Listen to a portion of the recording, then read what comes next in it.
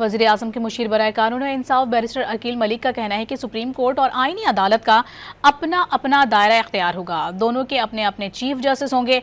Programme in focus में बात करते हुए उनका कहना था कि दुनिया में इसकी मिसालें मौजूद हैं। बताया कि आईनी अदालत के जजेस की अहलियत के लिए वही मयार होगा जो सुप्रीम कोर्ट के जजेस के लिए है।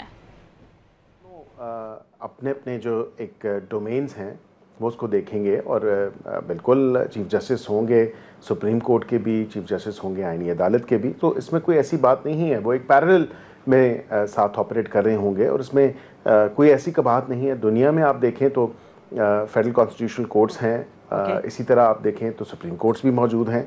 तो कोई ऐसी बात तो नहीं है। फिर ये क्रिटिसिज्म आता है कि शायद because Pakistan is a common law country, तो क्या फिर खाली हम प्योरली कॉमन लॉ कंट्री हैं? कॉमन लॉ के साथ साथ हमारा शरिया लॉ भी है, तो it's a mixed jurisdiction. Barrister साहब, फिर ये बताइएगा कि ये जो बातें हो रही थी कि वो 7 जजेस पे मुश्तमिल होगी आईनी अदालत और उधर जो जजेस की रिटायरमेंट एज होगी उसे बढ़ाकर 68 साल किया जा रहा है, इज दैट ट्रू?